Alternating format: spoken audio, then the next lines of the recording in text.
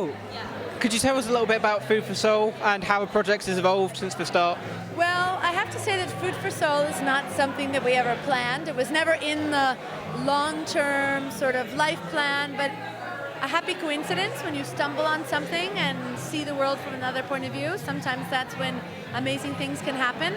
And it really began all with the Universal Exposition in Milan, Expo 2015, where Massimo realized that there was an opportunity to show the public and the world at large that it's not only about food production, but also about reducing food waste, and that often chefs can offer solutions to this problem in a very kind of simple and straightforward way. So food that possibly could be wasted can be turned into a delicious meal. And so we began with that. But it wasn't just the idea of cooking possibly wasted food. It was also an idea about bringing dignity to the table. And dignity to the table can be done through many ways. One of them is through design, through beauty, through art, through hospitality. So applying what we have learned over our 22-year experience at Osteria Francescana, that hospitality and how you greet somebody is just as important as what you're serving them at the table. So that's how it all began, and it was kind of a happy coincidence. And here we are today in London. Has it changed much since you first began? Yeah, I mean, our learning curve has gone way up, and every project we do, this is our third big project. First Milan, then Rio in 2016 during the Olympics, and now here in London. We've learned that every refettorio, and I use the word refettorio, which is really, comes from the Latin word reficere, which means to rebuild or to restore.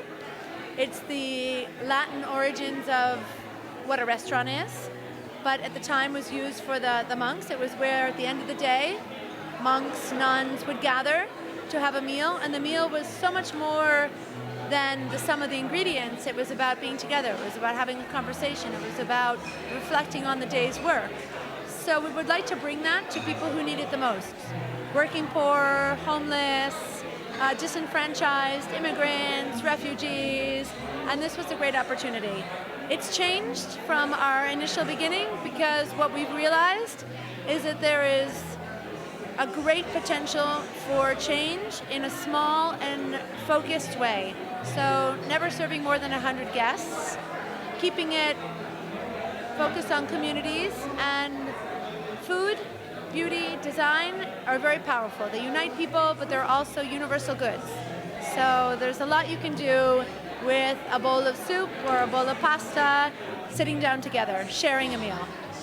Have you found other chefs are quite sympathetic to that cause? You've obviously got this incredible star-studded lineup. I think that chefs, are realizing after, let's go back a couple of years, 10, 20 years, 30 years even, when chefs were not considered celebrities, when nobody talked about the chef, it was the restaurant owner or the name of the restaurant. And things have changed considerably where chefs have actually been given the limelight, which was due. So from being the working class heroes, they're now, properly recognized as being artisans and intelligent and having creativity. Now, I think a lot of chefs are realizing that they have a voice, and so with that voice is an opportunity to make change. They're using their voice, and that's really, when you are successful and you're able to pay your staff and increase your business, you have a name, you have a voice, use it. And I think that's the message that Massimo wants to communicate to the next generation.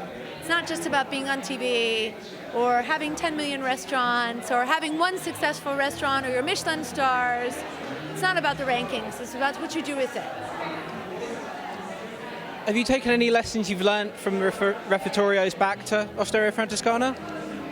Well, I have to say that none of this would have been possible without Osteria Francescana. The lessons that we learned, also going back and retrieving old recipes from the Italian culture, la cucina povera, our grandmothers, and kind of returning, without a nostalgic point of view, but a critical point of view, returning to an older idea of the longer life of an ingredient. So a loaf of bread is wonderful when it's freshly baked, but it also can be used 3 days later when it's starting to become stale in another recipe, an ingredient, a tart, breadcrumb, pesto.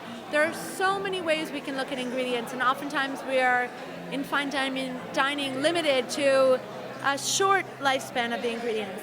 Farm to table is a great movement. However, this is an anti-farm to table. So today in the kitchen we have some radishes that are they were rejected from the supermarket because the leaves are no longer green, but the radish is perfect. So it is our challenge and it's our responsibility to turn that into the next beautiful recipe.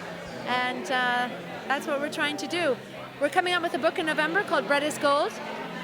More than 65 chefs have contributed recipes to it. It's about how you can make extraordinary meals out of ordinary ingredients. And I think that is a revolutionary idea and an idea that can be applied to anyone's kitchen and anytime, anywhere. So if you can clean out your pantry, clean out your refrigerator and make a delicious soup or a pasta, a risotto, a meatball, a hamburger, that's revolutionary. Don't throw it away. Turn it into something delicious. Can you tell us why art is such an important part of this movement? Well, I think that art is a great communicator as beauty. They are kind of universal goods for everyone. The more beautiful art, more beautiful design you have, it doesn't get consumed. It just creates more beauty. This project is a cultural project. It's not a charity project. And we want to communicate that in a lot of different ways.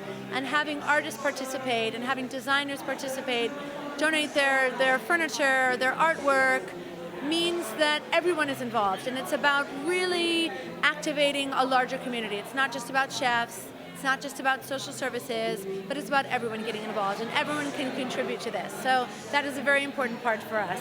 In Modena, we just inaugurated a very small chapel that has been now turned into a soup kitchen. Two street artists painted an incredible mural. It's the story of the patron saint of Modena named San Gimignano. And in the 3rd century, San Gimignano, when the barbarians were coming in from the north, created a wall of fog that protected the city.